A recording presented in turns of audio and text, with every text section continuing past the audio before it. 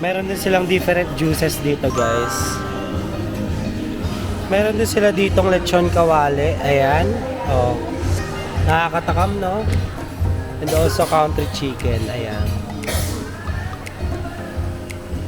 So, kuha muna tayo, guys. So, this is our dinner.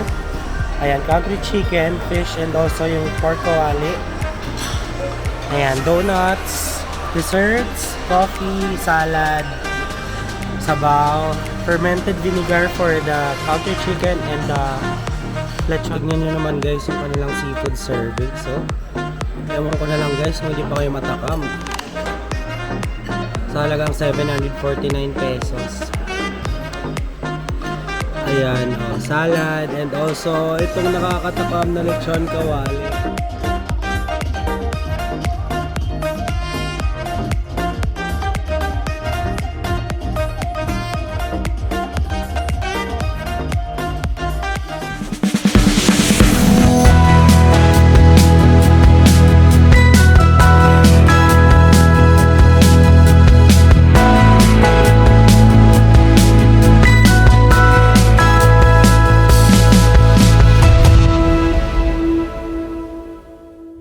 Hello everyone, good evening. This is Lost Kurokawa and welcome back again to another Boracay vlog. And for today's vlog, guys, tayo ay pupunta ulit sa isang unlimited dinner buffet dito sa Station X, Boracay Island.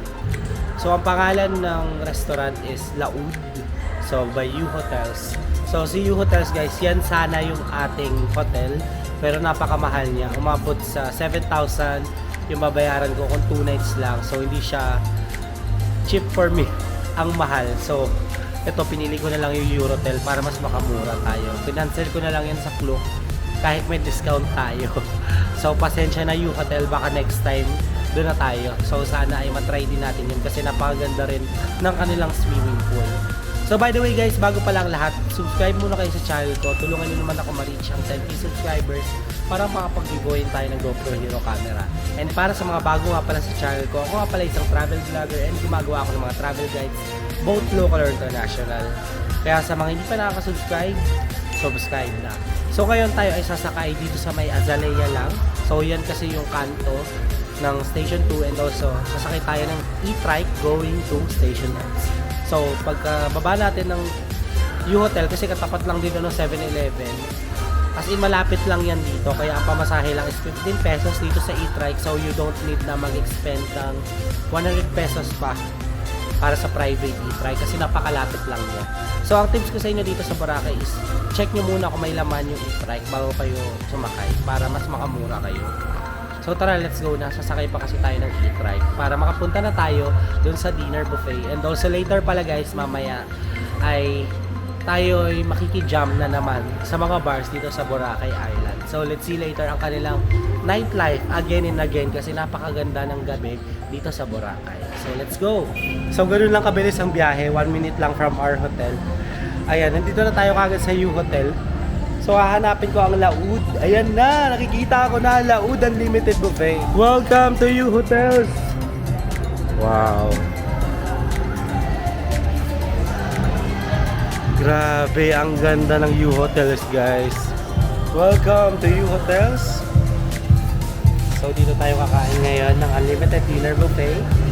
So, we got our food stub na, guys. Ayan na siya. So, tara, kukuha na tayo dito. Pero explore muna natin ano yung mga foods. May rice sila. Merong fish. Ito, flavored rice. Potato.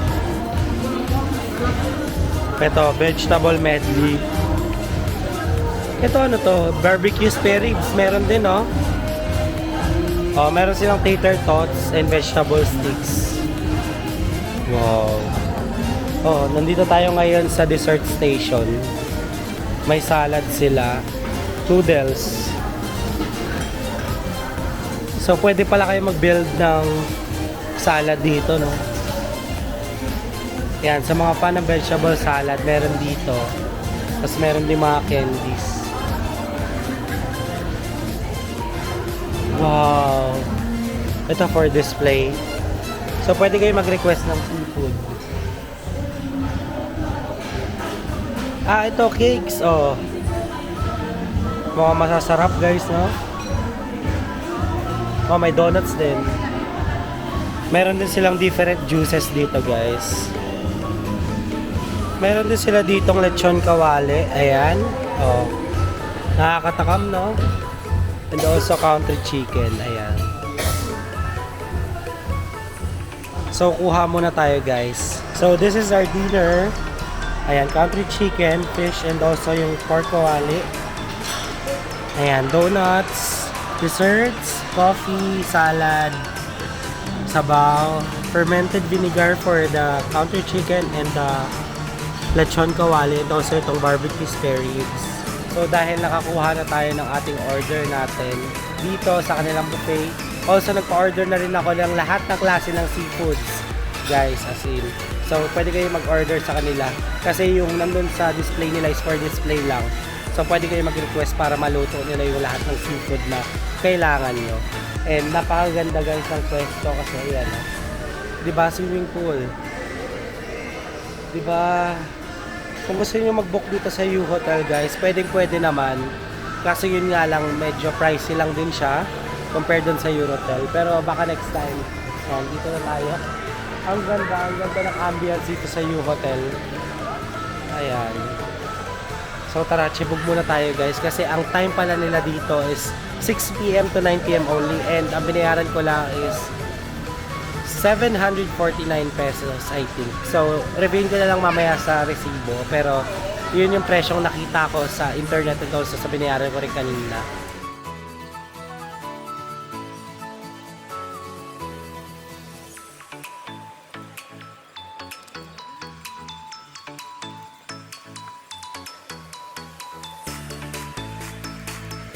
Tignan nyo naman guys yung kanilang seafood serving. So, ewan ko na lang guys kung hindi pa kayo matakam.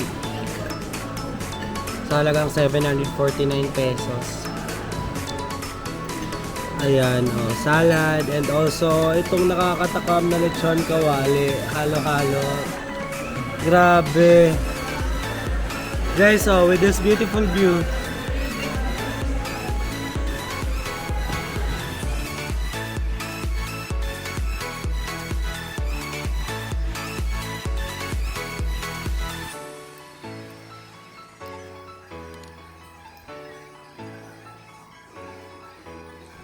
Guys, doon na tayo mag-dinner dito sa U-Hotel sa Laud Restaurant. So, time to say goodbye na. And wala na rin pailaw. So, natapos na rin yung pailaw nila kasi lumampas na tayo sa 9 PM. And, eto, lalakad na ako guys papunta sa Station 2. So, Station X kasi to. So, pagkatawid ata dito guys, as in, malapit lang. Kakaliwa lang ako, diretso.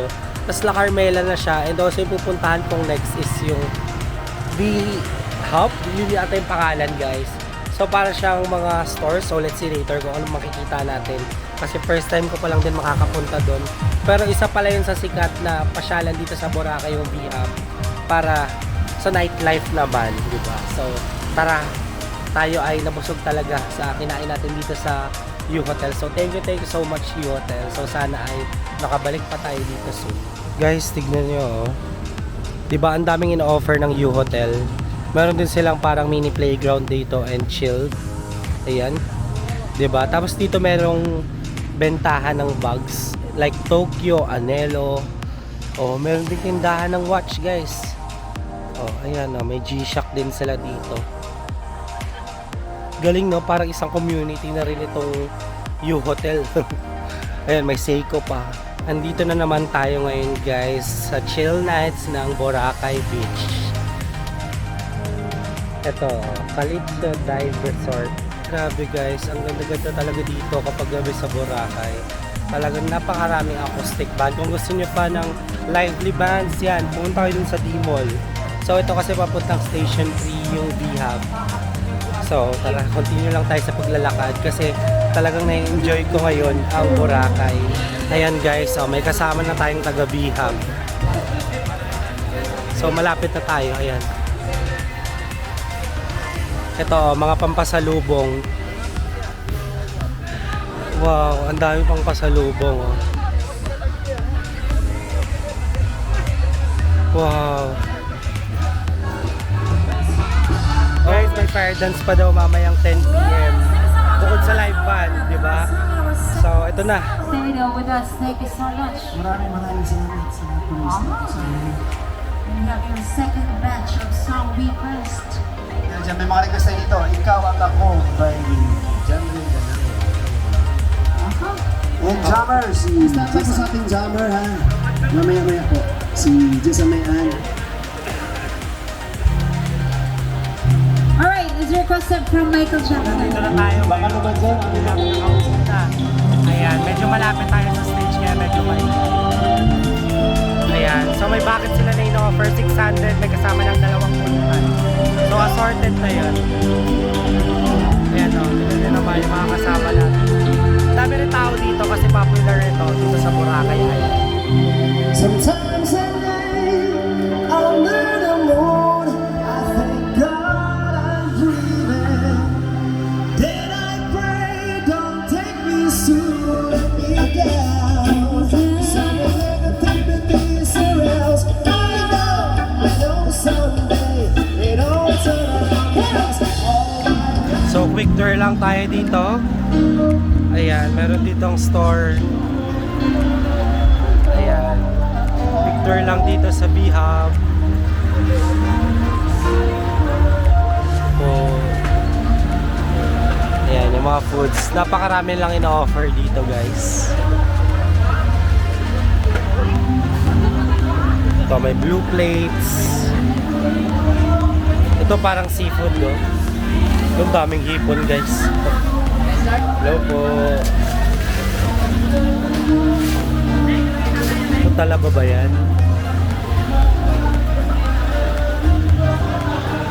Ito, ano makikita dito? Happy Tummy. Malawak din pala to, guys, no? O, diba? Malaki din itong B-Hub, guys. Pwede kayo maki-jam dito.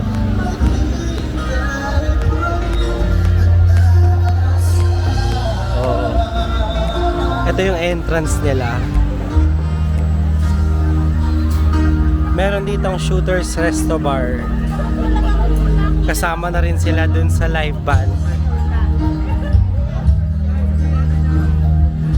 Ang dami rin nakastay dito, guys, na mga different nationalities din. Ayan, isang malaking paikot din ito. Ang ganda ng design nitong Shooters, so